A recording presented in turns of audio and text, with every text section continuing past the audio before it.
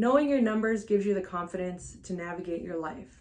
Welcome back to Transaction Care. My name is Lillian Hernandez, but you can call me Lily.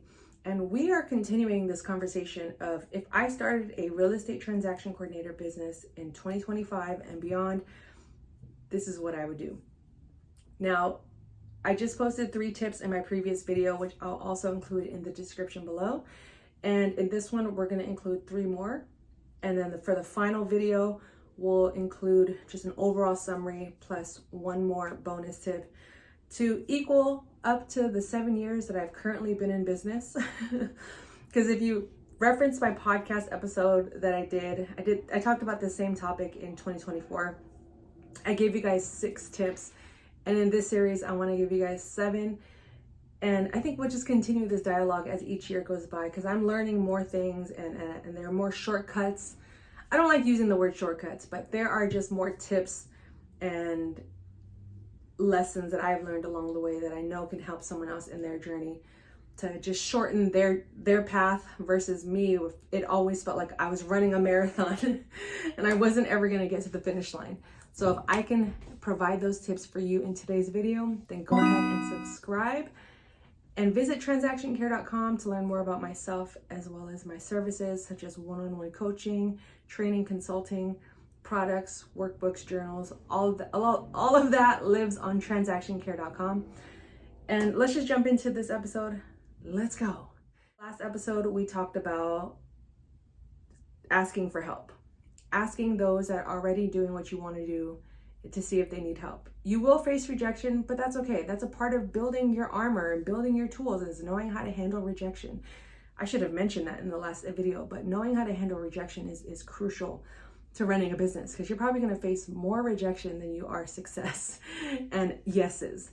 But asking those in the industry if they need help is always key because you never know where that could take you on this path. Then, of course, continued education. You always want to be learning. And in the seasons of unemployment or your low funds, education, education, education. I will always preach education plus gratitude. And money, knowing your numbers, so crucial because knowing your numbers gives you the confidence to navigate your life.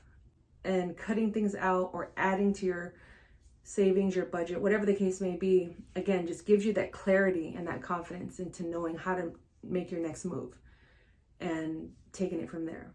But in this episode, we're going to discuss the importance of community and networking and different ways that you can just put yourself out there. So if you're just starting out, and if I was starting over today, these are the things that I would do. Start learning who already does this. This kind of ties into asking those for help, but first starting out with, are there any groups or communities that you can join? I have my TC community, which you can join as well, link in the description, where I help individuals like yourself we go more in depth with these topics and you have access to me one-on-one within the platform as well. But seek out others that provide coaching, mentorships, trainings. There's so many other TCs out there doing the work that we all just want to help. So it's up to you to decide who aligns with your values, with your goals, your mission, and then just join that community. I first started out looking on YouTube and Facebook and just Googling transaction coordinator. Even though I was already doing it as a 9-to-5 job, I wanted to see who was out there helping the people. Like I said, who is out there who offers courses, who offers private groups where we can all just ask questions. Or even when I was working at a 9-to-5, I would go into the groups and say, hey, does anyone have a checklist for this particular city? It's my first transaction there. And I just wanted to know if this city has any compliances that I should be aware of, or any city, county regulations that I should be aware of. And you start to build a community, build a network. And then you yourself in turn can start building your online presence, whether it's through social media, documenting your journey of becoming a transaction coordinator. Things don't have to be perfect. Things don't have to be all aligned for you to post it. That's a mistake I made in my social media journey, was waiting to get the real estate license and then posting about it, and people saying, I didn't know you were getting your real estate license. I thought you worked in lending. And realizing, oh, I should have just started from the beginning, being vulnerable, showing the moment I failed my first exam, showing the moments where I didn't want to show up, showing the moments where I was crying and not wanting to study during Christmas break and wanting to be outside with my friends instead. So it's like, there's so many opportunities that you can take with building community when you're first getting started. You don't even have to be doing any transactions to start building your community and your network, because it's so important to not just know people and have them help you create more opportunities, or you create your own opportunities with them, but it truly is about collaboration over competition. That's my mindset with things. That's why I started a podcast. That's why I started this YouTube channel, is so I can highlight other TCs, real estate professionals, even buyers and sellers, have them build a platform for them to share their stories and their experiences, because there's so much that we can all learn from each other. Personally, I've worked in real estate for 20 plus years and I don't own a home. I've always rented, and I've been around people that have purchased homes and they've asked me questions. And one of the bigger inspirations to creating this podcast was someone within my business community. She texted me the day of her closing saying, hey, what do I do today? What am I supposed to do? And I said, whoa, there's no way you got to the finish line and you still don't know what you're doing. Like, what is the realtor? Like, who's your realtor? So that sparked something in me to say, you know what, let me just start talking to the camera, and whoever needs help with this particular topic, it's there. Whoever needs help with this particular topic, it's there. And then I'll just see what happens and just start building off of that as I go. And through that, I've expanded my network, I've expanded my community. And some will say your network equals your net worth. And I could see where that is true, but it does require you to do some communicating and going to events and talking to people, liking their stuff on social media. You can't just be in the background quiet all the time. Offering them help in the busy seasons, or maybe you see someone going through something, maybe they've lost a family member. You can offer not just your condolences, but hey, I'm here to help. Where can I step in? I have some downtime. You don't even have to pay me, or just give me $100. I'll help you for the rest of the month. I don't know. But what you decide to do with those numbers is up to you. But I'm just saying community is so key, and how you build your network is even crucial, because you never know where you can uplift and encourage each other and just learn from them, or celebrate them from the outside looking in. Because I know a lot of TCs one that comes to mind that transitioned into being a realtor. And it's so cool seeing her journey, selling her business and getting into a new business, seeing them raise their families, their kids. It's really cool. You feel less alone, because that was one thing in the beginning where when I first started out as a solopreneur, I was very much put in the solo and solopreneur. I didn't have any friends in this community. I didn't know any other TCs. I didn't talk to anyone. Wasn't even putting in the effort to get to know people. And it wasn't until a couple years later, where I was ready to quit and give up, that I said, let me give this another chance and put myself out there. That's hence the YouTube channel, hence the podcast. So you don't have to create content on every single platform. I suggest that a part of building community is just sticking to one platform for a set amount of time, see how it goes, and then you can start expanding from there. But if you have the capacity to manage a bunch of platforms and meet people that way, more power to you.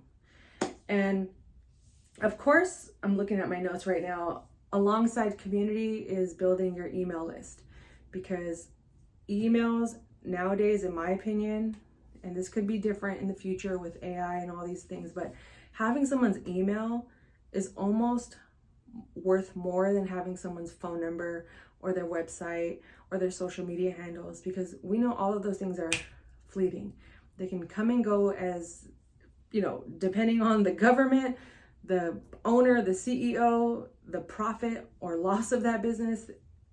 We've experienced this with many platforms, MySpace, Vine, TikTok.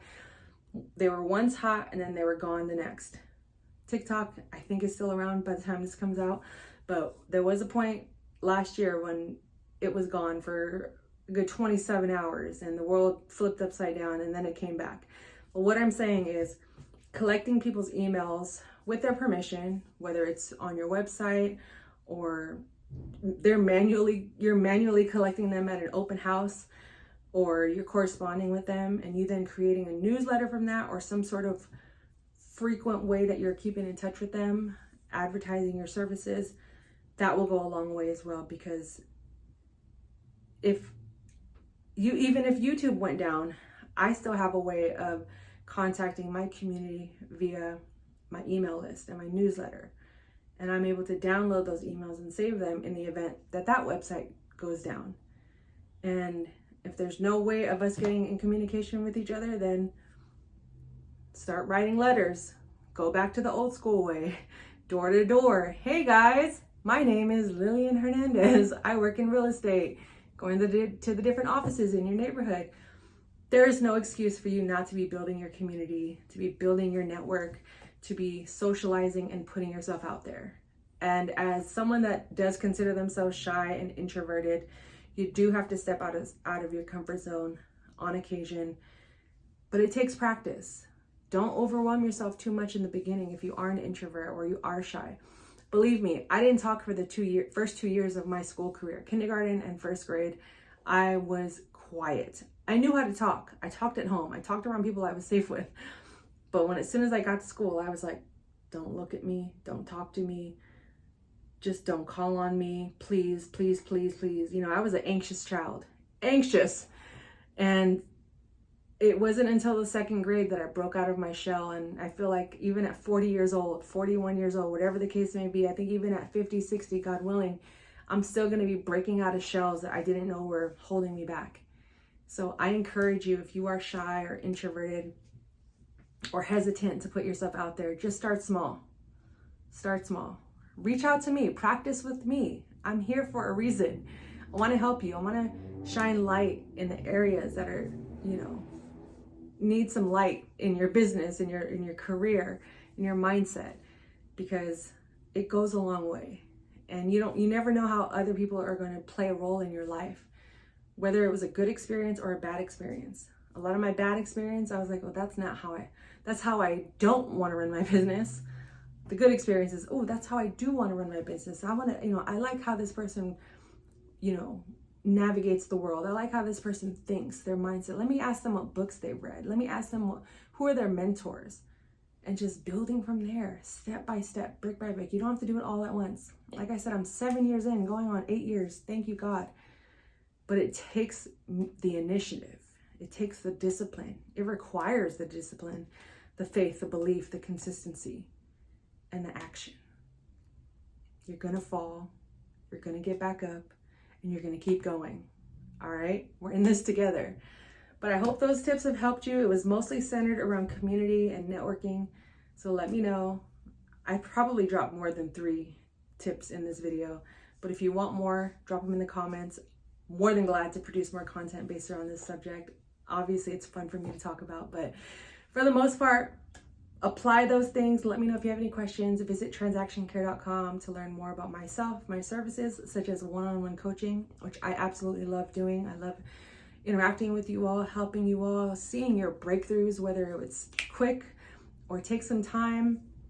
Just know I'm here to support you, uplift, and encourage you. And like I said, if you do have any questions, drop them in the comments. But until the next video, you know the drill. My name is Lillian Hernandez, but you can call me Lily. And this is Transaction Care. Care for yourself, care for your wealth. Your time is worth it. Let's coordinate. Talk soon. And you know the drill. Double tap on any one of these videos here for additional resources and tips and education for business, real estate, and mindset. And double tap my smiley face so you can subscribe if you haven't already done so. Take care.